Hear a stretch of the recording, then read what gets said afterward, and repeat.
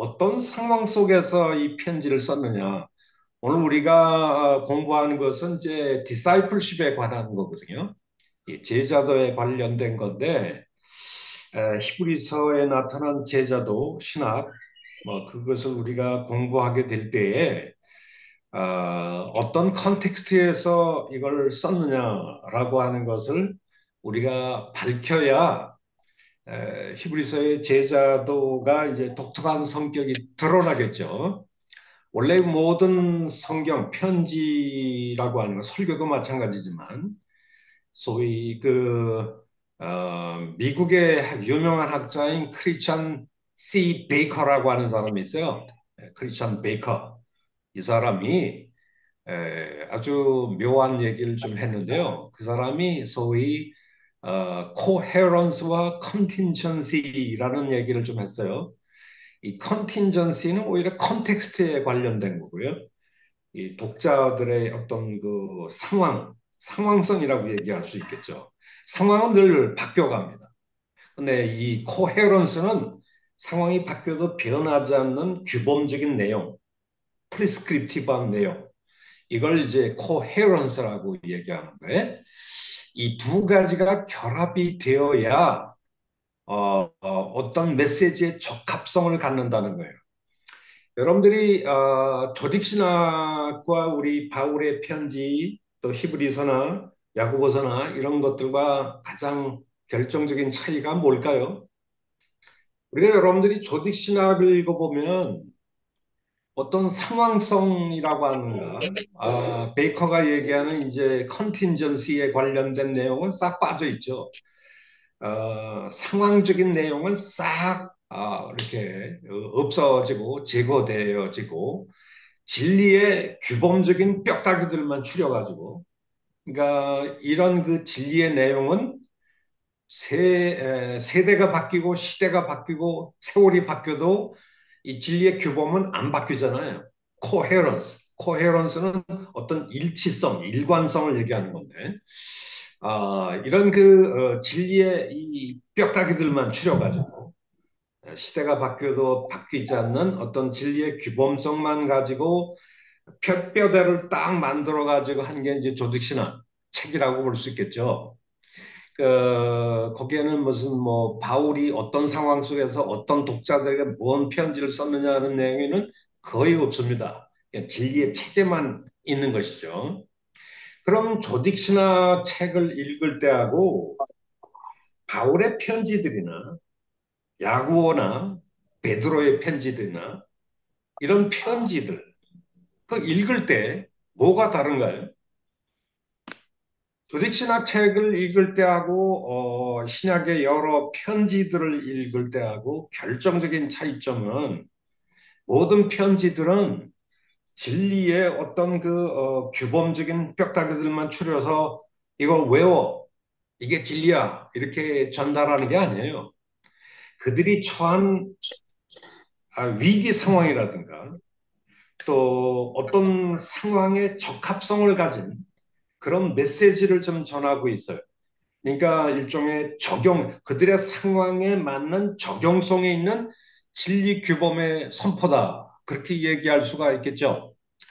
근데 우리 그 목사님들이 설교할 때 교인들의 상황, 내가 처해 있는 뭐 부도 위기도 나고 또 뭐 가정의 그 파탄 위기도 있고 자녀의 문제도 있고 수시로 그냥 수많은 문제들이 있잖아요. 교회도 여러 가지 갈등, 분쟁 뭐 이런 여러 가지 상황들이 있단 말이에요. 그리고 어떤 사람은 최근에 와서 뭐 신앙생활을 회의하고 교회도 빠지고 뭐 또 장사한다고 또 이상한 장사도 하고 뭐 여러 가지 상황들이 있거든요. 그 상황에 내가 처해 있는 그 상황에 적합한 메시지 그걸 전할 때 목사님이 어떻게 내가 처한 상황을 어떻게 저렇게 잘할까? 내가 처해 있는 상황을 우리 목사님 좀 아시나? 뭐 그런 생각을 좀 하게 되지 않습니까? 그 상황성에 맞는 적절한 적용이 있는 메시지를 전할 때 거기서 은혜가 있고 감동이 있고 거기서 일종의 은혜의 스파크가 튄단 말이죠. 그러니까 진리의 뼈다귀만 딱 얘기를 해버리면 그건 뭐 좋은 얘기긴 한데 나의 삶 속에 내 고통과 내 문제점을 전혀 모르네. 나하고 너무 멀리 떨어져 있는 얘기하고 있네. 진리는 좋긴 좋지만 그게 도대체 나의 상황과 뭐가 관계가 있다는 거예요. 뭐 이런 얘기가 있을 수 있지만 어떤 특정한 문제나 위기에 있는데 거기에 적합한 진리의 메시지가 상황성이라고 하는 옷을 입혀서 선포가 될 때 성도들이 거기에서 소위 은혜의 스파크가 팍 튀기는 거죠. 야, 내 가슴을 정말 위기에 처해 있는 내 상황에 가슴을 두들겨 주네. 내 고통과 내 외로움과 이런 것들을 타치를 해주네. 이런 생각이 들 때 거기서 일종의 은혜의 불꽃이 튀는 거거든요. 그래서 뭐 이건 설교학의 기본적인 뭐 일종의 뭐 프린스플이다 이렇게 원리가 될 수가 있는데 우리 한국의 보수주의 목회자들일수록 진리를 선포하는데 주안점이 많죠. 근데 통합측이나 이런 그 좀 자유주의적인 진보적인 그런 쪽에 있는 사람들은 진리 자체보다는 상황성에 좀 더 초점이 더 많이 가 있어요. 이 상황성에 더 초점을 많이 맞춰서 설교하는 것을 요즘에 우리는 이 신설교학이다 그렇게 얘기를 합니다. 심지어 저기 에, 로빈슨이라든가 헤든 로빈슨 대표적인 신설교학의 그 대표 주자가 로빈슨이죠. 뭐 그 사람들의 그 신설교학 책을 읽다 보면 진리의 규범, 텍스트 이런 거에는 별 관심이 없는 것 같아요. 오히려 청중이 지금 어떤 상황에 놓여 있느냐 거기에 더 관심이 많아요. 요즘 설교학의 세계적인 추세가 바로 이 컨텍스트에 청중의 상황성에 좀 더 관심이 많은데 우리 합동측이나 이런 데는 말씀을 많이 강조하다 보니까 진리의 규범성 아, 그래서 어떤 그 설교를 읽다 보면 마치 조득신학을 읽는 것 같은 느낌 진리는 참 좋은데 그래서 내 상황에 대해서 뭐가 어떻다는 거야? 나하고 무슨 관계? 이런 그 생각이 들거든요. 그래서 사실은 이 신약에 있는 모든 편지들의 특징이라는 것은 이 크리스찬 베이커가 얘기한 이 코헤런스와 이 컨틴전시가 아주 절묘하게 밸런스를 이루고 있는 물론 이제 텍스트의 규범성이 우선이죠. 말씀이 우선이죠. 근데 그 말씀의 규범적인 진리가 내 상황 속에 어떻게 부딪혀서 거기서 스파크를 일으키는가? 나의 삶에 뭐라고 얘기하는가? 내 삶에 어떻게 적용이 되는가? 이것을 적절하게 잘 얘기해 주는 것이 뭐 설교의 기본적인 그 컨텍스트라고 생각합니다. 근데 아까 제가 말씀을 드렸죠. 히브리서는 편지의 성격이 조금 있긴 있지만 오히려 그것은 전형적인 설교다. 권면이다. 권면조의 설교다. 그렇게 좀 제가 말씀을 드렸어요. 근데 이 히브리서의 저자가 뭐 아볼로인지 바울인지는 잘 모르겠지만 저는 아볼로라고 생각하지만 근데 이 아볼로로 갑시다. 근데 이 아볼로가 히브리서를 썼을 때는 뭐 대학 도서관에서 뭐 연구 논문 쓰듯이 이렇게 뭐 객관적인 과학적인 진리의 규범 체계를 수립하는 그런 논문을 쓰려고 그러니까 독자들의 상황과 아무 관계없이 진리만을 선포하려고 쓴 설교는 아니죠. 히브리서를 읽다 보면 독자들에 대한 경고, 격려, 위로 그들의 좀 안이한 생각을 흔들어 깨우는 그런 눈을 뜨게 만들고 각성케 하는 때로는 또 굉장히 준엄한 경고까지 바라면서 너희들 예수를 믿은 지 오래됐고 그 다음에 이 말씀의 여러 가지 얘기들을 오랫동안 수십 년 동안 들어왔는데 아직도 너희들은 말이야, 젖이나 먹는 그 만년 아이들이냐? 너희가 이미 들은 것에서 흘러 떠내려가서 과거로 돌아가려고 하느냐? 뭐 이런 그리고 심지어는 이런 얘기까지 해죠. 한번 빛을 받고 내세의 능력을 맛보고 그리고 뭐 이 중생의 은혜를 경험한 뒤에 타락한 자는 다시 회복할 수 없는 사람들이다. 그 사람은 오히려 예수 그리스도의 그 십자가를 예수님을 그 십자가에 못 박아서 다시 현저하게 욕보이는 사람이다. 그런 사람들은. 뭐 이런 얘기까지 히브리서 저자가 지금 경고를 하고 있거든요. 그러니까 사실 어떻게 보면 히브리서를 읽다 보면 다른 편지들도 마찬가지지만 독자들의 상황에 대해서 깊은 인식을 가지고 그들이 처해 있는 위기를 깊이 이해하면서 거기에 그들과 인터랙션 하면서 경고하고 권면하고 설득하고 여러 가지 이야기 설득의 과정을 거쳐서 그 가운데서도 진리의 어떤 핵심적인 내용을 끌고 가서 결국에 와서는 너희들이 어떻게 살아야 되겠어? 너희들이 지금 어떤 존재야?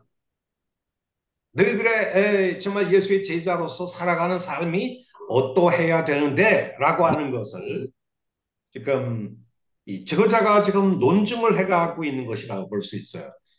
여기에는 대화도 있고 설득도 있고 경고도 있고 권면도 있고 위로도 있고 이 편지를 읽다 보면 저자의 심장이 두근거리는 이야기를 직접 들을 수 있는 그런 일종의 만남과 인터랙션이 있는 그런 편지다. 이렇게 우리는 좀 생각을 좀 하게 됩니다. 그러면 모든 설교자가 마찬가지겠지만 이 설교를 한다면 허공에다 대놓고 그냥 막 외치는 게 아니잖아요. 우리 총신에 한 분 나이 많은 은퇴하신 그 선배 교수님은 참 희한한 분이 계세요. 그분이 강의할 때나 뭐 하면은 학생을 두드러지게 아이 컨택을 하면서 못 봐요. 늘 허공을 쳐다보고 강의를 하시더라고요. 좀 대인기피증이 있나? 뭐 그런 생각이 들 정도로 어, 학생들과 눈을 맞대고 이렇게 대화하듯이 강의를 하고 설교하고 그런 걸 결코 보질 못했어요. 또한 교수님은 청중은 뭐 조직신학 교수님인데요. 누구라고 얘기하면 다 아실 만한 분인데 그분은 학생들과 아이 컨택을 맞추지 않고 그냥 자기 조직신학 자기 책을 그냥 쭉 읽어요. 남들이 듣거나 말거나 그냥 자기 책을 쭉 읽고 어떻게 보면 강의는 좀 빵점이죠. 요즘 세계적인 강의의 추세는 학생들과 대화하듯이 질문하고 답변하고 질문하고 답변하고 뭐 이런 방식으로 좀 이렇게 공부를 하거든요. 제가 영국에서 박사과정을 했을 때 제 지도 교수는 세계적인 학자였어요. 이안 하워드 마셜, 지금은 작고하셨는데요. 그 영국의 시스템이 튜토리얼 시간이 있어요. 튜토리얼. 뭐 석사, 박사 하는 그 과정에서 큰 원탁에 13명의 학생들이 쫙 둘러앉아 있어요. 가운데는 우리 교수가 있는데요. 주제를 학생들에게 하나씩 다 이렇게 분배를 합니다. 그리고 날짜에 맞춰서 자기가 연구한 것을 학생이 발표를 해요. 발표한 다음에 교수는 뭐 끼지도 않아요. 가만히 옆에서 지켜보고 있고 학생들 간에 그냥 치열한 토론을 합니다. 이거는 맞냐, 저거는 맞냐 이러면서 막 치고받고 이렇게 토론하는 토론 강의죠.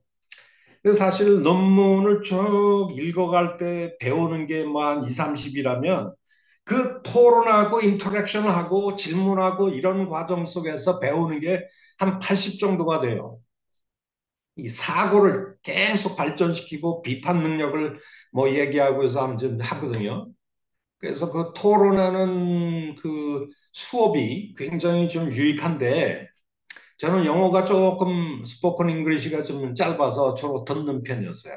예, 듣는 편이었는데 미국에서 온 애들 또 영국에서 온 애들 독일에서 온 애들 참 치열하게 토론합니다. 그게 나는 좀 보기가 좋았어요. 그래서 한국의 총신대학에 와서도 혼자 쭉 떠드는 게 아니라 계속 질문합니다. 답변하게 하고, 질문하고 답변하고. 물론 제가 강의를 이끌어 가지만 그렇게 좀 대화하는 방식으로 좀 한번 강의를 좀 해볼까 그런 생각을 좀 해보긴 했습니다. 근데 이 히브리서도 독자들이 누군지는 잘 모르겠지만은 독자들과 끊임없는 대화가 있어요. 인터랙션이 있어요. 그 과정에서 대화와 경고와 위로와 권면과 설득의 과정을 거쳐서 지금 자기가 원하는 논지의 목표가 있죠. 그는 오늘 이 시간에 너희들이 어떤 예수의 제자가 되어야 되느냐? 하나님 백성이란 어떤 존재냐? 어떤 정체성을 가진 존재냐? 그런 정체성을 가지고 있다면 그러면 how shall we do? 너는 어떻게 살 건데? How shall we behave? 너는 어떻게 처신해야 될 건데? 뭐 그런 얘기를 맨 마지막에 삶의 문제로 이제 끌고 간다고 볼 수가 있겠죠. 그래서 오늘 이 시간에 뭐 진리의 핵심 메시지를 얘기하기 전에 히브리서의 독자들의 좀 관심을 가졌으면 좋겠어요. 이 독자들이 처해 있는 컨텍스트, 베이커가 얘기하는 컨틴전시의 문제, 이 문제를 우리가 좀 살펴보는 게 좀 좋지 않을까 이렇게 생각이 되어집니다. 이런 문제는 좀 서론적인 문제하고 좀 연관이 좀 되어 있는데요. 자, 우리 히브리서 10장으로 한번 들어가 볼까요? 독자들의 상황에 대해서 얘기하는 부분들이 얼핏 히브리서 전체에 걸쳐서 언급이 되긴 하는데 그래도 독자들이 좀 어떤 상황에 있는지를 극명하게 얘기해 주는 한 본문이 있어요. 히브리서 10장. 자, 우리 10장. 교수님, 그 예, 화면을 좀 약간 이렇게 앵글을 위로 올려보세요. 예, 예, 예, 됐어요, 이렇게. 됐어요. 예, 예. 입이 예. 걸쳐 있어갖고, 예, 예. 그렇군요. 네, 감사합니다. 네. 우리 히브리서 10장 32절서부터 마지막 절까지 제가 한번 읽어볼게요. 이 독자들의 상황이 무언가 하는 것을 설명하는 한 샘플이라고 볼 수 있기 때문에 제가 한번 읽겠습니다. 히브리서 10장 32절. 전날에, 이 전날은 예수를 믿기 이전에, 회심하기 이전에 이런 뜻이겠죠. 전날에 너희가 빛을 받은 후에, 이 빛을 받았다는 것은 복음의 빛을 받았다는 거죠. 복음을 전해 듣고 복음에 담겨져 있는 이 계시의 빛을 받은 후에 이 기독교인으로 회심한 이후에 고난의 큰 싸움을 견디어냈다. 이 고난의 큰 싸움. 예수를 믿는다고 하는 것이 독자들에게 엄하지만 큰 고난을 가져왔다라고 하는 거죠. 뭐 초대교회 전체적인 상황이 좀 대체로 다 그렇죠. 사실 이 복음이 오늘날 우리 시대에는 뭐 복음이 이렇게 모든 사람들에게 뭐 적대시 되고 공격이 되고 그런 건 아니죠. 좀 뭐 적대하는 사람도 있지만, 근데 1세기 이 상황 속에서는 복음은 대체로 아주 적대적인 상황 속에서 전파가 됐어요. 고대는 다 종교 사회죠. 기존 전통 종교가 있어요. 그 전통 종교와 미신적인 이교적인 사고방식, 가치체계, 그들의 종교적인 미신적인 행습들, 우상숭배, 뭐 이런 것들이 만연한 그런 사회 속에서 복음이 딱 전파되어지면 뭐 어마지만 박해와 냉대, 조롱 이런 것들이 이제 가해지기 시작하겠죠. 왜 복음이 그렇게 주변 사회로부터 박해와 고난 이런 것들 냉대, 조롱 이런 것들을 야기하는 이유가 뭘까요? 사도 바울도 로마서 1장에 보면은 내가 복음을 부끄러워하지 않는다. 이 복음을 부끄러워하는 사람들이 많았다는 얘기죠. 복음이 가지고 있는 어떤 특정한 성격 때문에 복음을 굉장히 좀 거리낌으로 생각하고 그래서 고린도전서에 보면 헬라인들은 지혜를 찾으나 나는 그리스도의 십자가의 복음의 말씀, 십자가의 도를 전한다. 그런데 헬라인들에게는 이 복음이 미련하게 보인다. 그리고 유대인들에게는 거리끼는 거다. 이렇게 얘기했거든요. 이 거리낀다. 그러니까 헬라인들에게는 이 복음의 핵심적인 내용이 일종의 어리석은 것으로 보는 이유가 뭘까요? 뭐 플라톤이나 아리스토텔레스나 굉장히 이 수사학적으로 세련된 어떤 철학적 개념을 가지고 인생을 설명하고 뭐 이런 그 헬라적인 사고방식 속에서 볼 때 이 복음의 핵심은 예수 그리스도 하나님의 아들이 인류를 위해서 십자가에 못 박혀 죽었다. 로마 군인들에게 죄수처럼 끌려가서 처절하게 발가벗겨서 십자가 그 장대 위에 매달려서 사람들에게 조롱거리가 되고 수치가 되는 그런 부끄러운 그 십자가 처형을 받은 것. 십자가는 1세기 로마 사회에서는 국가 반역죄나 반란죄를 한 사람들에게 식민지 백성들 로마에 항거하면 너희들 다 죽여버릴 거야. 너 이렇게 다 죽일 거야. 라고 공포심을 자아내는 일종의 극형 중의 극형이잖아요. 뭐 창칼로 콱 찔러가지고 순식간에 죽게 하면 모르겠는데 그런 것도 아니고 발과 다리에 그냥 그 못을 박아가지고 장대 위에 매달아서 그 무거운 이 몸의 몸무게가 양손 양발에 그 찔려져 있는 그 못에 걸리도록 만든단 말이에요. 떼약빛에서 그것도 길거리에서 사람들이 지나다니는데 그렇게 해서 뭐 이틀, 3일 동안 매달아 놓거든요.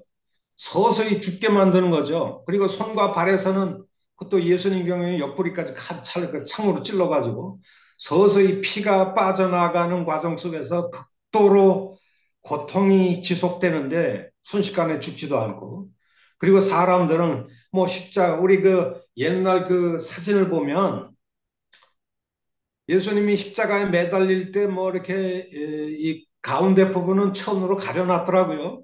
근데 제가 보기에는 가렸을지 안 가렸을지 잘 모르겠어. 완전히 반나의 형태로 완전히 발가벗겨 놓고 그렇게 매달았단 말이에요.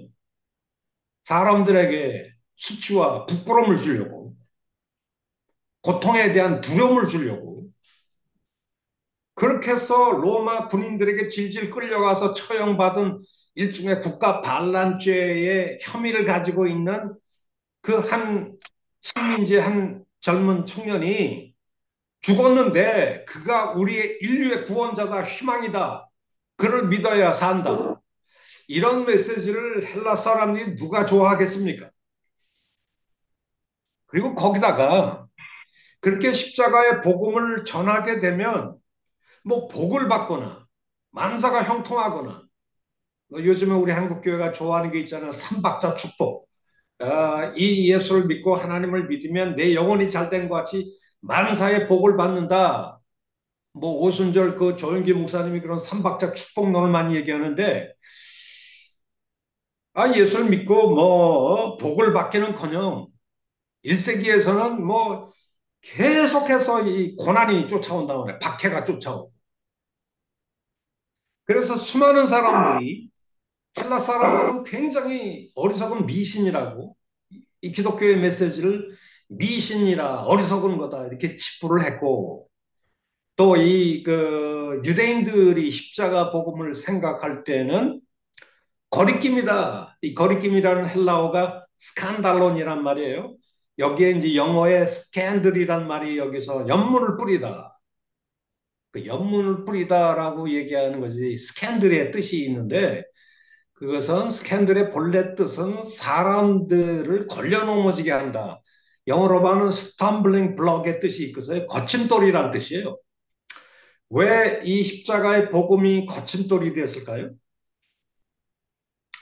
뭐 유대인들이 바라보는 메시아는 민족적인 군사적인 왕적인 메시아죠.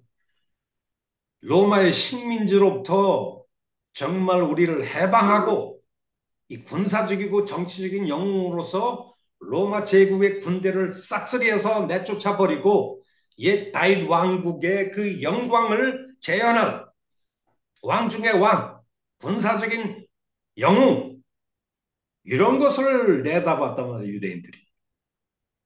그런데 예수께서 로마 군인들에게 희망이 되기는커녕 전부 다 정말 로마 군인들에게 끌려가서 비참하게 처형당했단 말이에요. 아주 그것도 부끄러운 극약 처방으로 십자가 처형을 받았거든요. 그러니까 유대인들은 예수를 믿고 싶어도 십자가에 못 박힌 예수, 죄인으로 처형당한 이 예수를 선포하려고 그러면은 이 복음을 못 받아들이는 거예요. 일종의 믿고 싶지만 걸려 넘어지는 거죠. 십자가 복음에. 믿고 싶어도 그 십자가 얘기만 나오면 다 못 믿고 나가 자빠지는 거죠. 이게 1세기의 상황이란 말이에요. 1세기의 상황. 뿐만 아니라 이 기독교의 복음은 당대 그 종교 사회인 전통교, 이교 종교 사회에서 이 핍박을 자아내는 여러 가지 원인이 있어요. 핍박을 자아내는 여러 가지 원인이 있는데 사실은 뭐 이교도 신들이 많잖아요. 로마에도 있고 이집트도 있고 터키에도 수많은 이교 신들을 숭배하던 전통 사회입니다. 그런데 그게 다 우상이고 우상을 버려야 된다. 오직 주 여호와 하나님은 우리 하나님뿐이다. 예수님이 우리 하나님이다. 뭐 이런 얘기를 하고 우상 숭배를 버려야 된다. 뭐 이런 얘기를 좀 하다 보니까 이 기독교 복음이 들어가는 곳마다 전통 종교와 전면전이 벌어진다. 그리고 고대 사회는 이 종교와 경제, 정치가 다 묶여 있어요. 그러니까 그들의 전통 종교를 거부하면 그들의 신들을 존경하지 않는 나쁜 놈들이다. 뭐 그런 인식이 들었겠죠. 그러면서 저놈들은 죽여야 된다. 우리의 종교의 그 종교적 유산을 짓밟는 놈들이다. 그래가지고 결국 기독교인들을 아주 잔인하게 박해하기 시작했고요. 또 사실 이제 1세기 후반서부터 이루어지는 이 로마의 황제 숭배, 뭐 특히 터키나 이쪽 지역에서는 로마의 황제 숭배가 굉장히 번성했거든요. 그래서 신은 다른 게 아니고 로마 황제가 우리의 하나님, 우리의 주다. 그래서 황제 숭배의 이 템플을 만들어 놓고 모든 로마의 식민들은 매일 아침에 들어가서 황제를 가리켜서 그 조각상 앞에서 My God, My Lord 그걸 고백하게 했단 말이에요. 근데 그것을 거부하게 될 때 어떤 일이 벌어질까요? 우리 그리스도인들은 로마 황제가 하나님이요 주가 아니다. 우리 예수님이 주다. 바로 이 사실 때문에 이거는 황제를 존중하지 않는 놈들이다. 그래가지고 어마지막하게 이 기독교인들이 또 박해당하기 시작하거든요. 그리고 기독교 복음이 소위 박해를 당할 수밖에 없는 또 다른 이유가 있죠. 어떤 이유가 있나요? 기독교 십자가 복음을 받아들이는 순간 여러분 그 베드로전서 한번 볼까요? 베드로전서를 보면 이런 얘기를 합니다. 베드로전서. 베드로전서도 소위 그 고난당하는 기독교인들에게 지금 전하는 메시지입니다. 네, 메시지인데 그렇게 그 베드로 전서에 보면은 이런 얘기가 있죠. 1장 18절입니다. 베드로전서 1장 18절에 보면 너희가 알거니와 너희 조상이 물려준 헛된 행실에서 대속함을 받은 것은 은이나 금같이 없어질 것으로 한 것이 아니요 오직 흠없고 점없는 어린 양 같은 그리스도의 보배로운 피로 우리가 대속함을 받았다. 우리가 어디에서 대속함을 받았다고 얘기합니까? 조상들이 물려준 헛된 행실. 여러분, 이 행실이라고 하는 아나스트로페라고 하는 것은 소위 그 삶의 방식을 이 행실이라고 얘기를 해요. 아나스트로페, way of life, 삶의 방식인데요. 문제는 여기에 조상들이 전해준 헛된 삶의 방식이다. 자, 어떤 것이 이게 베드로전서의 그 독자들은 다 이교도들이에요. 이방인들이죠. 그들은 과거에 우상들을 섬겼어요. 근데 고대 전통 종교들은 우상들만 섬기는 것이 아니라 그 종교적인 관습들이 아주 비인도적인 것들이 많아요.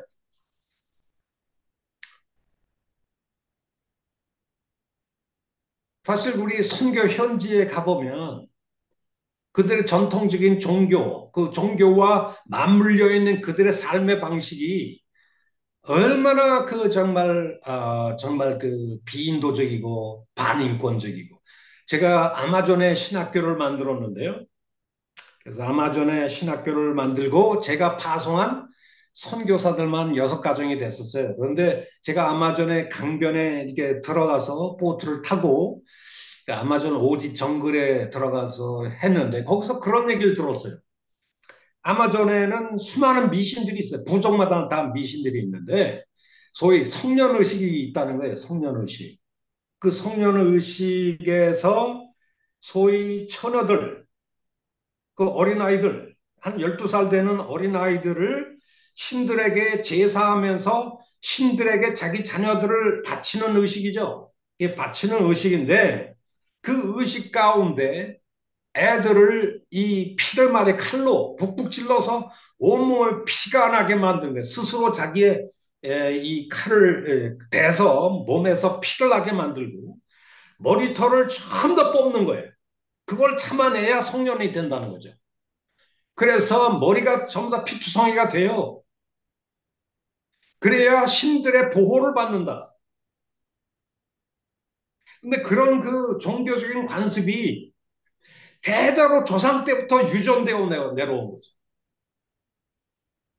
근데 이런 종교적인 악습,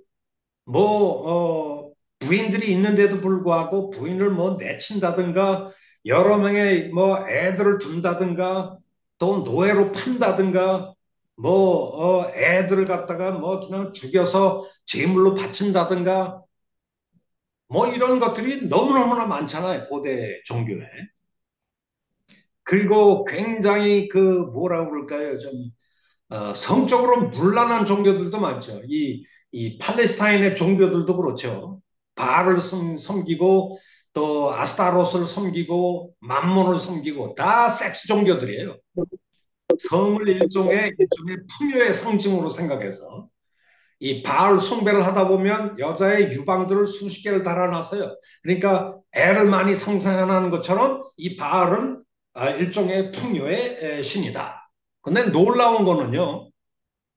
이 바티칸의 그 베드로 성당 안에 그 일종의 그 마리아 상이나 뭐 이런 그 사도들의 상 밑에 그런 그 일종의 그 유방이 여러 개 달려 있고 뭐 이런 그런 그 상들이 밑바닥에 또 깔려 있어요. 그러니까 거기도 굉장히 미신적인 게 많다. 이 바티칸 성당 안에도.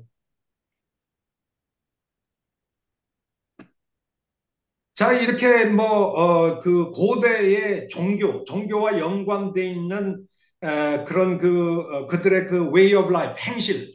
그 행실은 전부 다 썩어 빠진 헛된 그 일종의 행실들이란 말이에요. 근데 이런 행실들은 자기 때에서 생긴 게 아니라 조상 때부터 그냥 계속 유전되어 내려왔는데 이런 부도덕한 가치관, 삶의 방식, 이교적인 풍습들 이런 것들이 사실은 인간을 위해 있는 것이 아니라 인간을 억압하고 옥죄고 종노릇하게 만드는 그래서 그 조상 대대로 내려오는 그들의 종교적인 행습 뒤에는 다 귀신들이 작동하고 있다고 볼 수가 있겠죠. 그래서 여기 그 에베소서 2장을 보면 바울이 이런 얘기를 하잖아요. 에베소서 2장에 보면 이것이 다 히브리서하고도 다 연관돼 있다고 이렇게 생각이 되어지는데, 이 장에 보면은 그때 너희가 이방인으로 있을 때 어떤 일을 했나요? 뭐라고 이렇게 얘기를 했냐면은, 아, 2장 1절이네요. 그는 허물과 죄로 죽었던 너희를 살리셨도다. 그때 이방인으로 있었을 때 너희는 그 가운데 생하여 이 세상 풍조를 따르고, 그러니까 베드로서가 얘기하는 이 조상 때부터 물려받은 헛된 행실, 삶의 방식들이겠죠. 이 세상의 풍조, 풍습, 가치관을 따르고 공중의 권세 잡은 자를 따랐으니, 공중의 권세 잡은 자가 마귀 아닙니까? 그 지금 불순종의 아들들 가운데 역사하는 귀신의 영이란 말이에요. 세상의 타락한 풍습, 종교 이런 곳에는 좀 더 귀신들이 작동하고 있으면서 그들의 만들어 놓은 이 거짓된 가치관, 부패한 생각, 미신적인 사고방식, 풍습 이런 것들이 사람을 자유롭게 만들고 사람을 또 정말 좀 더 이렇게 행복하게 만드는 것이 아니라 사람을 좀 더 옥죄고 종노릇하게 만드는 그런 세계 속에서 산단 말이에요. 이런 사고방식들이, 이교적인 사고방식들이 삶의 방식, 윤리 다 연결돼 있고, 그런 사고방식들과 또 경제, 정치, 국가 시스템하고 다 연결돼 있어요. 그러니까 정통 종교와 그 정통 종교의 삶의 헛된 방식을 안 따르게 되면 어떻게 될까요? 곧바로 이 일종의 그 사회의 상업적인 거래 조직인 길드 조직으로부터 쫓겨나돼 있어요. 사업을 못해요. 거래할 수 있는 거래 권한을 주질 않아요. 그러니까 예수를 믿는 순간 그들은 다 가난해질 수밖에 없어요. 공적인 거래나 무역이나 장사를 할 수 없으니까요.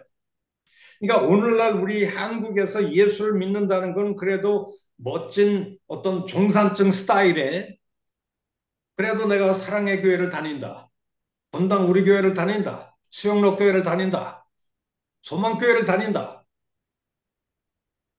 그러면 아주 목에 힘을 줄 수 있잖아. 그래도 뭔가 요즘엔 조금 욕을 얻어먹고 있지만, 근데 1세기에서 예수를 믿는다라고 하는 것은 목숨을 내놔야 돼요. 일단 예수를 믿는다고 커밍아웃 하는 순간 일단 조상들의 그 우상 숭배를 다 끊어버려야 되잖아요. 그리고 그 우상 숭배에 연결되어 있는 부패한 조상 때부터 내려왔던 모든 헛된 삶의 방식들을 다 포기해야 되잖아요. 그리고 오직 주만, 예수만 바라봐야 되고, 그리고 예수 그리스도인들의 그 뉴 크리스천 라이프가 너무 기존 사회에서 볼 때는 이 호주머니에서 튀어나온 송곳처럼 아주 독특하고 튀는 삶의 방식이란 말이에요. 튀는 삶의 방식. 그러니까 굉장히 공격을 좀 당할 수밖에 없는 그런 복음이란 말이죠. 이 복음이 박해를 받을 수밖에 없는 이유가 바로 그런 데 있다. 뭐 저는 그런 생각을 좀 해봅니다. 그리고 그들의 많은 그 박해는 전통 종교로부터 올 가능성이 많죠. 그러니까 사실 1세기에서 복음을 받아들인다고 하는 것은 일종의 가난해질 가능성이 많고요. 재산과 권리를 다 뺏길 가능성도 많고, 또 사회로부터 고립되고 왕따가 될 가능성이 많고, 주변 사회로부터 조롱과 비난을 받을 가능성이 많고, 심지어는 감옥에도 갇히고 목숨까지 위협당하는 그런 일들이 생겼을 수도 있겠죠. 그래서 히브리서 아까 10장 32절 전날에 예수를 믿기 전에 너희가 복음의 빛을 받은 후에 회심한 이후에 고난의 큰 싸움을 견디어냈단 말이에요. 어떤 싸움일까요? 23절에 보면 그 항목 고난의 이유를 설명하고 있어요. 혹은 어떤 사람들은 그런 뜻이죠. 어떤 사람은 비방과 환난을 당했다. 비방을 당했다는 거죠. 뭐 사람들로 하여금 저는 내공너야 그러면서 손가락질 당하고 비방을 당하고 주로 고난의 주된 그 모습은 말로서 이루어지는 거죠. 조롱하고 비방하고 모욕하고 그리고 거기서 생기는 환란으로서 사람들의 구경거리가 됐다. 이 사람들의 구경거리가 됐다는 것은 하여튼 예수를 믿는 순간 일종의 그들은 사회 왕따 그룹이 됐다는 얘기가 되겠죠. 완전히 사회로부터 소외당하니까요. 그러니까 우리 현대 입장에서 생각하면 안 돼요.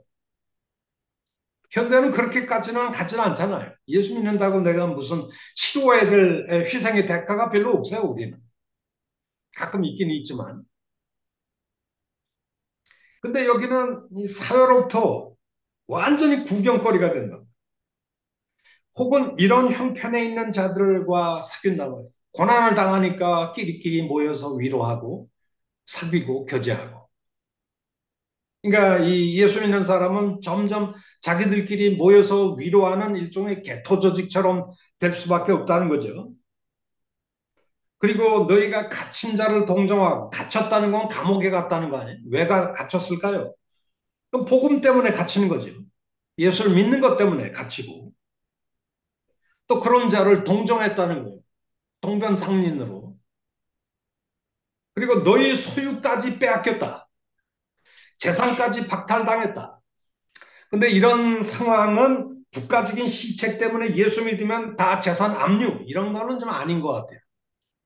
아직까지 히브리서가 쓰여졌을 때 로마 제국이 이렇게 아예 예수 믿는다고 커밍아웃 하는 사람을 아예 그냥 재산까지 박탈하고 그런 것 같지는 않아요. 오히려 이렇게 재산을 박탈하고 빼앗는 것은 아마 지방에 있는 이교도들로부터 주변 사회로부터 복음의 적대적인 주변 이웃들로부터 이렇게 공격을 당했을 가능성이 있겠죠. 근데 이 히브리서의 독자들은 이렇게 자기 재산까지 뺏기는 것도 기쁘게 당했다. 그러니까 믿음이 좀 있었다는 거죠. 재산까지 뺏기고 비방과 조롱을 당하고 감옥까지 가지고 주변 사람들이 다 구경거리가 돼서 사회 왕따 그룹 취급을 당하는 것도 기쁘게 당한 것은 더 낫고 영구한 소유가 하늘에 소망이 있다고 하는 것을 그들이 깨달았다라고 하는 것이죠. 그러니까 이런 상황 속에서 우리가 살펴보면 히브리서의 독자들이 지금 엄하지만 이 복음을 받은 이후에 생기는 큰 고난이 닥쳐온 사람들이다라고 볼 수가 있겠죠. 이것은 우리 현대 기독교인들의 위기하고는 좀 달라요. 기독교가 역사적으로 위기를 당하는 몇 가지 패턴이 있는데요. 초대교회는 아무래도 외부적인 압력과 박해, 고난, 물리적인 그런 폭행을 통해서 이루어지는 위기가 좀 다 그렇지는 않지만 대부분 많이 그렇죠. 그러나 현대 기독교는 그런 압력과 박해는 별로 없어요. 우리 한국 같은 경우에는. 오히려 더 큰 위기는 이 세속화된 사회에 동화되어서 세상과 타협하고 짝짝꿍이 돼서 한마디로 이 세상, 교회 안에 온 세상의 부패한 가치관 생각들이 교회 안에 다 밀려 들어오는 것이죠. 그러니까 교회가 세상인지 세상이 교회인지 이 구분이 경계선이 없어지는 이 위기죠. 이걸 이제 세속화의 위기라 이렇게 얘기하는 거예요. 세상 살다 보면 뭐 예수를 믿는 것보다 세상이 주는 그 쾌락, 돈, 권력 이런 것이 더 달콤하잖아요. 그래서 역사적으로 사실 나라가 발전이 되고 또 이렇게 부유해지면 거의 세속화가 다 돼요. 이 구라파 더 이상 기독교 국가가 아닙니다. 제가 영국에서 공부했는데 영국은 더 이상 크리스천 컨트리가 아니래요. 전체 인구의 뭐 2, 3%만 예수를 믿을 뿐이지 교회를 다닐 뿐이지 큰 대성당과 같은 교회당에 호백발 할머니들만 뭐 한 일곱 여덟 명 앉아 있을 뿐이지 젊은이들은 하나도 나와 있질 않아요. 그게 무슨 기독교 국가입니까? 교회 그 어마지만 건물들이 다 모스크나 무슬림 사원이나 식당이나 이런 쪽으로 다 이미 팔려가거나 바뀌어졌는데요. 왜 그랬을까요? 다 잘 사니까. 차를 사고 벤츠를 사가지고 맥주 마시고 어디 놀러 가고 뭐 즐기고 뭐 이런 걸 좋아하지. 근데 한국도 이제 점점 잘 살면서 우리 한국 기도가 지금 메가리가 없어지잖아요. 고난이 없어서 그래요. 그래서 저는 고난이 꼭 저주는 아니다. 오히려 한국 교회가 엄청나게 부흥됐을 때는 일제 고난과 6.25 전쟁 때 처참한 현실 속에서 텐트라고 한 그 교회당 같지도 않은 교회 와서 펑펑 울면서 하나님 의지했잖아요. 자, 그런데 문제는 이렇게 고난이 집요하게 시종일관하게 찾아올 때 어떤 사람들은 뭐 하나님을 더 잘 믿는 사람도 있지만 대부분의 사람들은 고난이 어디서 올까? 고난은 예수를 믿는 데서 생기잖아요. 그러면 예수를 믿는 것만 포기하면 고난은 순식간에 없어지겠죠. 그리고 전통 종교로 돌아가면 다 웰컴하겠죠. 고난이 순식간에 없어져요. 그러니까 아마 이 히브리서의 독자들도 이전에 그들의 전통적인 종교로 그리고 전통 종교의 삶의 방식대로 컴백하려고 하는 그런 위기 속에 있었던 것 같아요. 고난이 너무 힘드니까 세상과 타협하고 그들이 믿는 기독교 신앙을 점차 포기해 가면서 세상과 타협하고 전통 종교로 컴백할 때 그의 부모 친지들이 다 환영하는 이런 그 위기 속에서 이 위기 속에서 아마 이 편지를 쓰지 않았을까 그들을 흔들어 깨우고 경고하고 뭐 그러기 위해서 히브리서를 쓰지 않았을까 이렇게 생각이 됩니다. 그런데 문제는 이 독자들이 처해 있는 그 위기의 본질이죠. 그 위기의 본질을 이해해야 히브리서가 얘기하는 이 제자도의 진정한 본질을 우리가 이해할 수가 있어요. 그럼 독자들은 누구였고 그들이 처해 있는 일종의 영적인 위기가 도대체 뭐였을까? 이걸 우리가 생각을 좀 해봐야 되는데요. 이것은 이 히브리서의 독자들이 순수한 이방인들은 아니었던 것 같아요. 왜 그러냐면 히브리서는 구약의 제사법이나 율법에 관한 아주 전문적인 이야기들이 많이 튀어나온단 말이죠. 그리고 제사법에 관한 이야기, 멜기세덱의 반차를 따른 대제사장에 관한 이야기, 새 언약의 속죄 제사에 관한 이야기, 뭐 예루살렘에 관한 이야기, 뭐 이런 얘기들을 계속 하는 걸 보면 그리고 옛 언약과 옛 언약의 속죄 제사의 한계에 대해서 계속 얘기하는 것을 보면 이 독자들은 아마 유대교 백그라운드를 가진 사람들이다. 그러다가 최근에 아마 예수 그리스도를 믿는 유대 기독교인들이었을 가능성이 좀 많겠죠.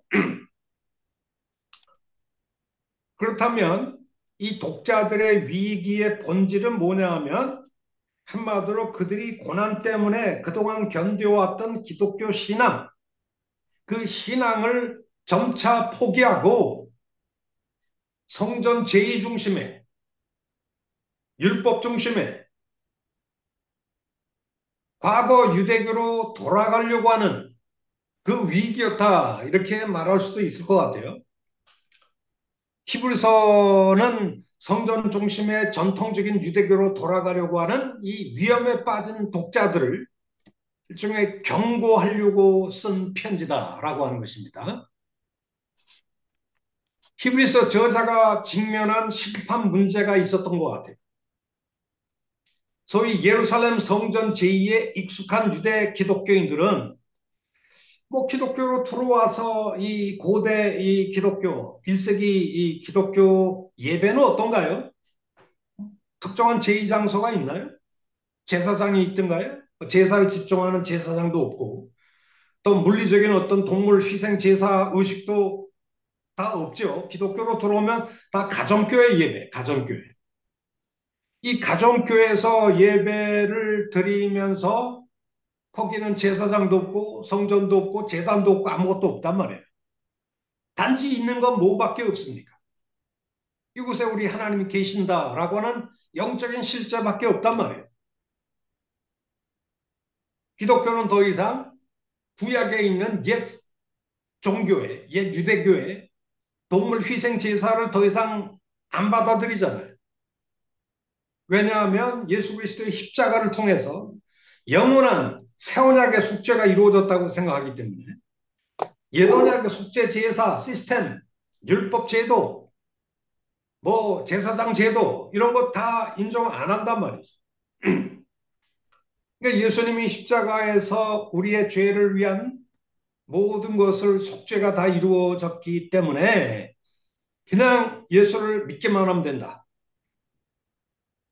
희생제사 없이 제사장 없이 제2장소도 없이 단지 예수를 믿는 믿음으로만 이루어지는 죄 용서를 선포하는 너 예수를 믿어? 그러면 너 죄 용서 다 받았어.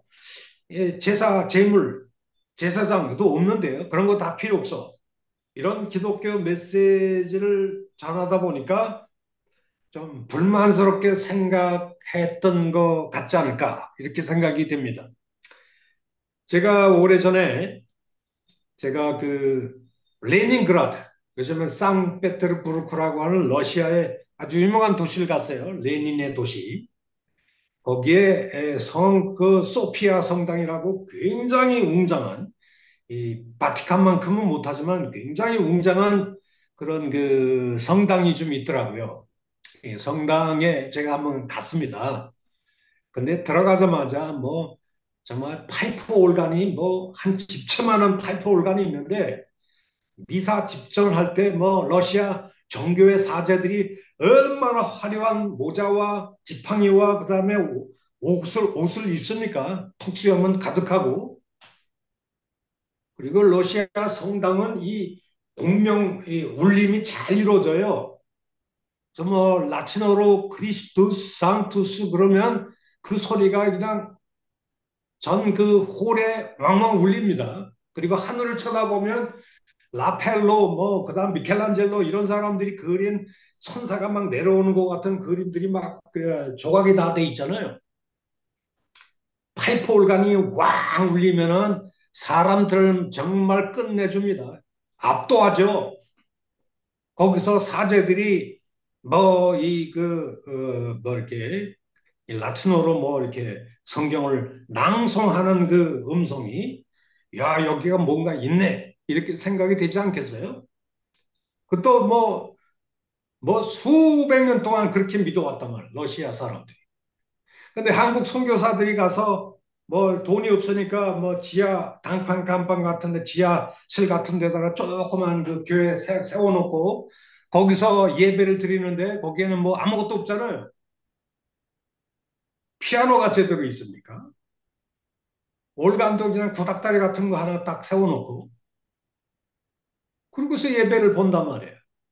그러니 한국 선교사들의 그 개신교 선교가 그럴듯해 보이나요? 전통적으로는 믿어왔던 러시아 정교의 예배가 더 그럴듯하게 보이나요? 이 믿음이 있으면 우리 개신교 예배가 더 리얼하다 이렇게 생각하겠지만 아 이게 뭐 그렇지 않은 사람들은 이 러시아 사람들이 예수 믿기가 무진장 어렵다. 이 오히려 전통 종교 때문에 더 힘들다 이렇게 말할 수도 있겠죠. 이것은 이 히브리서 독자들도 마찬가지입니다. 예루살렘 성전에 들어가 보세요. 그 뭐 사독 계열의 뭐 이렇게 제사장들 뭐 화려한 옷을 입고 또 레위인들이 부르는 그 찬양대, 성전 제사 뭐 이런 것들이 얼마나 위험찹니까? 거기는 하루 종일 또 동물의 번제를 태운 연기가 올라가고 이런 곳에서 예배를 드리던 이 히브리서의 유대 기독교인들이 핍박이 자꾸 생긴단 말이에요. 믿음이 이제 흔들흔들하는 상황 속에서 그들의 가정교회 시시하게 보이는 그 가정교회 예배가 얼마나 좀 이렇게 볼품없어 보였을까요? 아무 희생 제사도 없이 성전에 올라가서 제사 드리는 것도 없이 그냥 죄사함도 막 선포하고 하나님께 예배도 드렸을 거예요. 자, 이런 상황 속에서 그들의 믿음이 흔들리는 상황 속에서 초대교회 예배에는 성전도 없고 제사의식도 없고 제사장도 없었지 않습니까? 모든 게 다 영적인 실제일 뿐입니다. 하나님 우리와 여기 함께 계신다. 우리 예배를 받아주신다. 그걸 뭘로 어떻게 아는데? 어떤 의식도 없는데. 가시적인 의식도 없는데. 우리의 예배가 어떻게 받아들이신다는 걸 어떻게 확신하죠?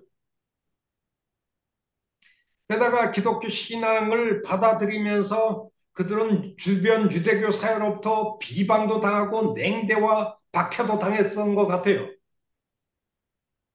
예수를 믿는다는 이유로 옥에도 갇히고 재산까지 뺏기고 고난도 당했습니다. 오늘 본문 얘기하듯이. 혼란과 핍박이 지속되는 가운데 그들의 믿음은 흔들리기 시작했을 겁니다. 아니면 자꾸 뒤로 처지든가. 핍박을 피하고 싶은 유혹 때문에 그리고 기독교 예배가 좀 시시하다고 생각했기 때문에 그들은 그럴듯한 종교의식을 갖춘 가시적인 예배에 초점을 둔 유대교의 성전 중심의 유대교로 다시 돌아가려고 하는 상당히 심각한 뭐 그런 유혹에 좀 노출되어 있었다고 생각이 될 수밖에 없겠죠. 이런 상황 속에서 저자는 왜 편지를 썼을까? 우리를 여기에서 생각해보고 그 편지를 작성한 이유를 알 때 히브리서에 나타난 진정한 디사이플십이 뭐냐 하는 것을 우리가 이해할 수 있지 않을까 이렇게 생각이 되었습니다. 자, 히브리서는 아까 말한 대로 에, 유대 기독교인들이었을 것이다 이렇게 생각이 되어집니다. 그러면 어떤 상황 속에서 이 편지를 썼느냐, 어떤 문제를 해결하려고 권면적인 목적을 가지고 글을 썼을까? 첫째는 저자는 독자들의 그들의 지도자들에게 복종하거나 문안하라고 권면하고 있어요. 히브리서 13장을 한번 보실까요? 히브리서 13장 12절을 보면 히브리서 13장 17절이네요. 17절에 보면 이렇게 돼 있어요. 너희를 인도하는 자들에게 순종하고 복종하라. 그들은 너희 영혼을 위하여 경성하느니라. 그들로 하여금 즐거움으로 이것을 하게 하고 근심으로 하게 하지 말라. 이 얘기를 한 걸 보면 히브리서의 유대 기독교인들이 그들을 가리키는 기독교 지도자들에 대해서 복종하지 않고 대들고 가끔 그들로 하여금 근심하게 했다는 걸 알 수가 있어요. 뭐 이건 자연스러운 현상이 아닐까 이렇게 생각이 됩니다. 왜? 이 믿음이 흔들리고 유대교로 내가 돌아가야 되겠어. 핍박을 피하려면 이 길밖에 없어. 이렇게 생각하다 보니까 이 복음의 메시지 십자가에 대해서 얘기하는 이 교회 지도자들 누군지는 잘 모르겠지만 교회 지도자들이 있었던 것 같아요. 그런데 그 교회 지도자들에 대해서 복종하지 않고 불복종하고 대들거나 그들을 염려하게 하는 네가 무슨 지도자야 이렇게 생각하는 그런 문제가 있었겠죠. 그런 일이 생기면 교인들 간에 또 분열이 생길 가능성이 많죠. 왜 교회 지도자들을 존중하는 사람이 있을 거고 교회 지도자들을 거부하는 사람들 사이에 아마 히브리서의 독자들이 좀 갈등 속에 놓여 있을 거로 이렇게 생각이 되어집니다. 그리고 둘째는 독자들은 아마도 도시에 위치한 특정 지역의 회중이었을 것 같아요. 그냥 농촌이나 이렇게 이렇게 루럴 에리어에서 지냈던 사람들은 아닌 것 같아요. 저자는 그들에게 나그네를 대접하고 감옥에 갇히고 박해를 받는 성도들을 기억하며 결혼 생활을 성스럽게 지키고 돈을 사랑하거나 물질을 탐하는 태도를 경계하고 있어요. 뭐 이런 그 권면들은 주로 도시 생활을 하는 사람들에게 적합한 내용들이 아닐까 이렇게 생각합니다. 우리 13장 1절에 보세요. 형제 사랑하기를 계속하고 손님 대접하기를 잊지 말라. 뭐 시골 농촌에 있는데 무슨 손님들이 많이 오겠습니까? 도시에 있으니까 많은 여행자들이 오면서 왔다 갔다 하면서 손님들을 대접하게 되겠죠. 그 다음에 여기 또 뭐라고 되어 있냐면 손님을 왜 대접해야 되느냐? 이로써 부디 중에 천사들 대접한 사람도 있다. 너희도 함께 갇힌 것 같이 갇힌 자를 생각하고 예수 믿는 것 때문에 감옥에 간 사람들 있다는 거죠. 그래서 감옥에 가 있는 기독교인들을 좀 돌보라는 얘기죠. 그리고 너희도 몸을 가졌은 즉 학대받는 자를 생각하라. 그리고 결혼을 귀히 여기고 침소를 더럽히지 않게 하고 음행하는 자들, 간음하는 자들을 하나님이 심판하신다. 돈을 사랑하지 말라. 있는 바를 족하게 여기라. 자, 이런 얘기들은 도시 생활하는 사람들에게 좀 적절한 상황이 아닌가 이렇게 생각이 되었습니다. 또한 저자는 독자들에게 이 세상에는 영구한 도성이 없다 이렇게 얘기를 하고 있어요.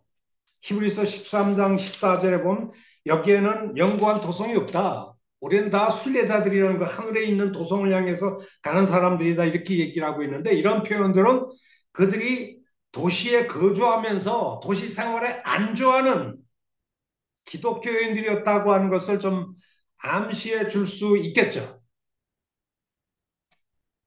독자들이 어떤 사람들인가 하는 것을 우리가 지금 히브리서를 통해서 우리가 좀 살펴보는 것입니다. 셋째, 저자가 편지를 쓴 회중은 아마도 가정교회 구성원들이었을 것으로 보입니다. 이것은 3장, 왜냐하면 이 히브리서 저자는 가끔 하나님의 집, 하나님의 가정이라는 말을 자꾸 얘기를 해요. 이 오이코스라고 하는 말, 하나님의 집이라는 뜻으로도 번역될 수 있지만 헬라어의 오이코스라는 말은 household, 가정이라는 말로도 이게 번역할 수 있거든요. 그러니까 이 히브리서 3장 6절을 보면 이렇게 되어 있습니다. 그러므로 성령이 이르신 바와 같이 오늘날 너희가 그 음성을 듣거든 광야에서 시험을 받은 자가 하는 것 같이 하지 말라. 3장 6절이네요. 그리스도는 하나님의 집을 맡은 아들로서 했다. 이렇게 되는데 하나님의 집이라는 것은 하나님의 가정을 맡았다. 이렇게 얘기할 수 있어요. 그래서 우리가 소망의 확신과 자랑을 끝까지 굳게 잡고 있으면 우리는 그의 집이다. 우리는 이제 한글 성경은 우리가 곧 그의 집이다. 이렇게 얘기하는데 집은 좀 건물적인 성격이 좀 있잖아요. 근데 이 말을 제대로 얘기하면 우리가 곧 하나님의 가정이다. 이렇게 말할 수가 있을 것 같아요. 10장 21절에도 여기 그 뭐라고 돼 있냐면 또 하나님의 집 다스리는 큰 제사장이 계심에 이 하나님의 집이라고 하는데 하나님의 가정을 다스리는 큰 제사장이 우리에게 있다. 그게 바로 우리 주 예수 그리스도다. 뭐 그런 얘기를 좀 하는 것이죠. 사실 초대교회에서 개인 가정은 일상적인 예배 모임의 장소였죠. 교회 중에서는 좀 그렇게 많지 않았던 것 같아요. 그들은 아마 열댓 명 정도. 뭐 가정에서 모인다면 좀 그래도 좀 있는 집안에 1층, 2층이 있는 그런 집안에 가서 가정 예배를 모였을 텐데 뭐 홀에서 모인다고 해도 한 열댓 명 정도 모였지 않았을까. 그리고 이 회중들은 한 곳에만 모여 있는 것이 아니라 도시 전체에 걸쳐서 흩어진 여러 가정교회들로 존재했을 것 같고 그리고 가정교회들 간에 서로 연락하면서 문안하는 사이였을 거로 생각합니다. 이것은 히브리서 13장 24절이 얘기해주고 있어. 너희를 인도하는 자들과 및 또 모든 성도들에게 문안하라 이렇게 돼 있거든요. 너희를 인도하는 자들과 모든 성도들에게 문안하라. 또 이탈리아에서 온 자들도 너희에게 문안한다라고 하는 것을 보면 이 도시 가운데 여러 가정교회들이 있었다. 그런데 하지만 지속되는 핍박이나 해이한 신앙 때문에 예배에 참석하는 회중 수가 최근에 좀 많이 감소했던 것 같아요. 그것은 히브리서 10장 25절에서 암시하고 있어요. 히브리서 10장 25절에 뭐라고 했습니까?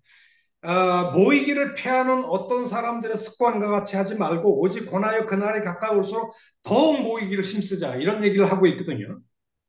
자, 이 얘기를 보면 점점 이 신앙의 해이하고 또 신앙의 백슬라이딩을 하면서 교회에 안 나오고 그러면서 안 나오는 것만 뭐 하는 건 족하는 게 아니라 또 뭐 유대교 성전 제의에 또 가고 뭐 그런 일들을 좀 하고 있다는 것을 알 수가 있어요. 이것을 보면 최근 예배 참석하는 성도들의 수가 최근에 많이 감소하고 있는 추세다. 뭐 이런 생각을 좀 해보겠죠.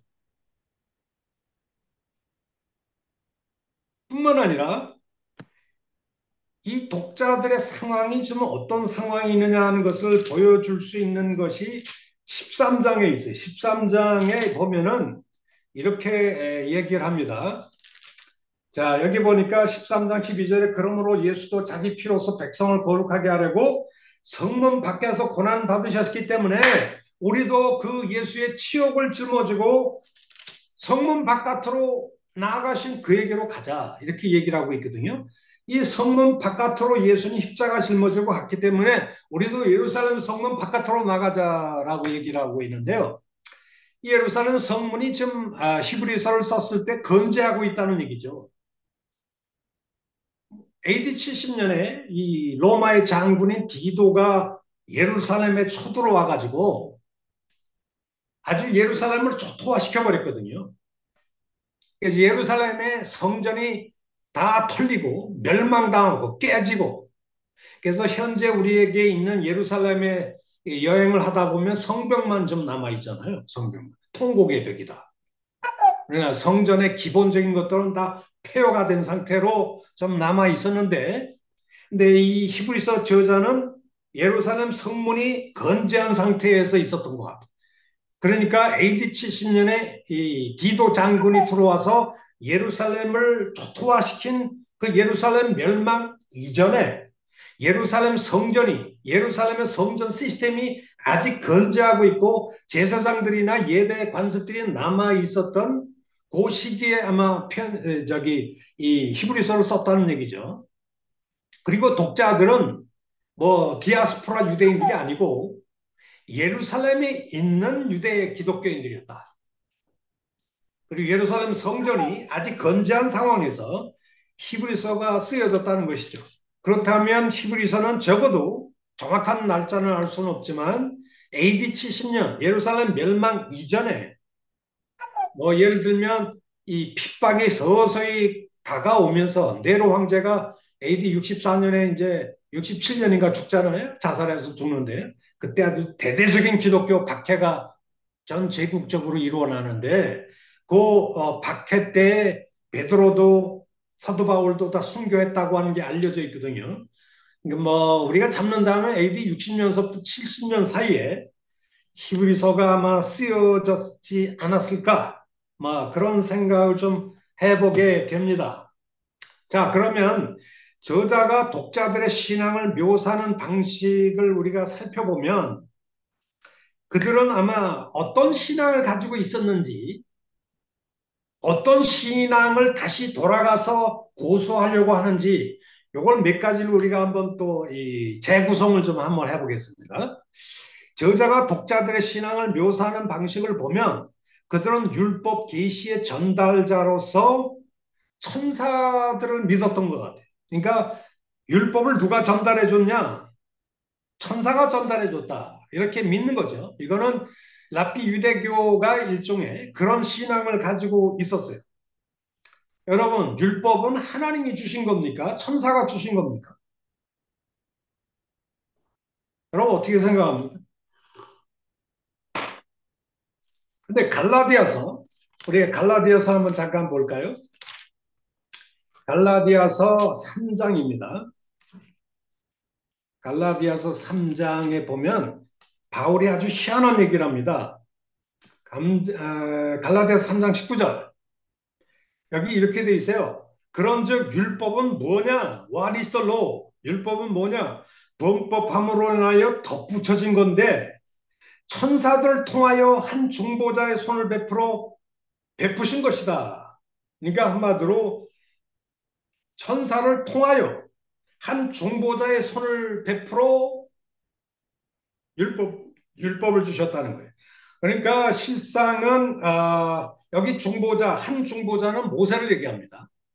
하나님과 백성 사이에 중보자가 있는데 그건 모세가 중보자 역할을 한다는 거예요. 모세가 하나님께서 율법을 받아서 이스라엘 백성에게 전달했기 때문에. 근데 모세는 이 율법을 누구한테서 받았냐?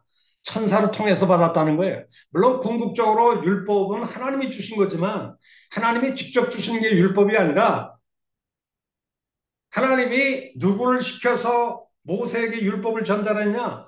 천사를 통해서 천사를 시켜가지고 그런 의미에서 율법은 일종의 천사를 통해서 간접적으로 전달된 모세에게 전달된 간접적인 계시다 이런 얘기가 되겠죠. 이게 바울이 왜 이런 얘기를 할까요? 아브라함 언약과 모세 율법 언약을 비교하면서 아브라함 언약은 하나님이 직접 제정한 언약이고 율법은 하나님이 간접적으로 천사들을 시켜가지고 그것도 모세에게 전달해 가서 이렇게 얘기하면서 수립이 된 게 율법이라는 거예요. 그러니까 간접적인 이 계시, 천사를 통해서 주어진 이 계시가 더 위대할까요? 하나님이 직접 천사들이나 중보자 없이 하나님이 직접 제정한 아브라함 언약이 더 위대할까요? 그 아브라함 언약을 이어받은 게 바울복음이라고 바울이 생각하고 있거든요. 이걸 보면 천사들이 율법을 전달해 줬다라고 하는 얘기가 이 갈라디아서도 있고 히브리서 2장 2절에도 있어요. 2장 2절에 천사를 통하여 하신 말씀이 율법의 말씀이 견고하게 되어 모든 범죄함과 순종하지 아니함이 공정한 보응을 받았거든 우리가 이같이 복음의 큰 구원을 등한히 여기면 어떻게 되냐 이런 얘기를 하고 있어요. 그러니까 천사를 통해서 간접적으로 전달된 이 하나님의 율법의 계시를 등한히 여겨도 이 보응이 심판의 보응이 심한데 복음을 통해서 받은 이 큰 구원을 우리가 등한히 여기면 예수님의 이 복음을 등한히 여기면 그 보응이 율법을 통해서 오는 심판보다 얼마나 더 심하겠느냐 이런 얘기가 되겠죠. 그러니까 히브리서 저자도 율법이 천사를 통해서 주어졌다고 얘기를 하는 거죠. 이 히브리서 저자가 왜 이런 얘기를 할까요? 너무 유대인들이 이 천사 숭배 사상이 좀 많았던 것 같아요. 이게 히브리서의 독자들 가운데 유대교의 한 신앙 가운데 천사를 숭배하고 굉장히 좀 뭐라 그럴까요? 좀 높게 평가하는 천사 숭배 사상이 있었던 것 같아요. 그 천사가 바로 율법도 줬다. 이렇게 생각하는 거죠. 근데 이 율법이 천사를 통해서 왔다고 하는 건 사도행전에도 나옵니다. 사도행전 몇 장 몇 절이냐면 7장 38절인데요. 사도행전 7장 38절 보면 제가 한번 읽어볼게요. 사도행전 7장 38절 신의 산에서 말하던 그 천사와 우리 조상들과 함께 광야 교회에 있었고 이렇게 되어 있는데요. 7장 53절이 더 맞는 얘기 같으네요. 7장 53절에 보면 이렇게 되어 있습니다. 너희는 천사가 전해준 율법을 받고도 지키지 아니하였다. 여기가 직접적이네. 천사가 전해준 율법을 너희가 받고도 지키지 않았다. 이렇게 얘기를 하고 있어요. 그러니까 이런 얘기들을 보면 아마 율법 계시의 전달자로서 천사를 굉장히 높이 평가하는 그런 신앙생활이 좀 있었던 것 같아요. 거기다가 히브리서에는 모세라는 인물이 굉장히 크게 부각돼요. 유대교의 근본이 그렇죠. 율법이 모세의 중보를 통해서 모세가 전달했다고 믿기 때문에 유대교 신앙에 있어서 모세가 차지하는 위치는 어마어마하죠. 뭐 이런 그 말씀도 모세를 높이 숭앙했던 헬레니즘 유대교의 전통과 다르지 않아요. 헬레니즘 유대교 전승에 따르면 모세는 하나님 앞에 직접 나아갈 수 있는 유일한 사람이었기 때문에 그는 흔히 완전한 존재로 나타내는 최상의 일종의 본보기다. 모세는 우리 신앙생활의 유일한 본보기다. 이렇게 숭상하는 거죠. 따라서 저자는 히브리서에서 예수와 모세를 자꾸 비교를 해요. 예수는 천사보다 위대하다. 예수는 모세보다 더 위대하다. 왜 이런 얘기를 할까요? 이 독자들이 가지고 있는 천사나 모세를 숭배하는 유대교 사상을 지금 어떻게 보면 비판하고 있다. 이렇게 볼 수가 있겠죠. 히브리서에는 예수께서 모세보다 더 뛰어난 분임을 강조하면서 헬레니즘 유대교 가운데서 유행했던 모세 신앙을 좀 바로잡고자 했지 않았을까. 이런 점들로 볼 때에 아마도 독자들은 헬레니즘 유대교 출신의 유대 기독교 회당 출신의 유대교 회당 출신의 유대 기독교인일 가능성이 많겠죠. 이 사실은 저자가 다양한 제사 언어들을 전문적으로 사용한다는 사실을 통해서도 우리가 알 수 있을 것 같습니다. 자, 그러면 여기서 한 10분 쉬었다가 우리 좀 나중에 연이어서 우리가 하도록 하겠습니다. 계속 저만 예. 들으면 집중도가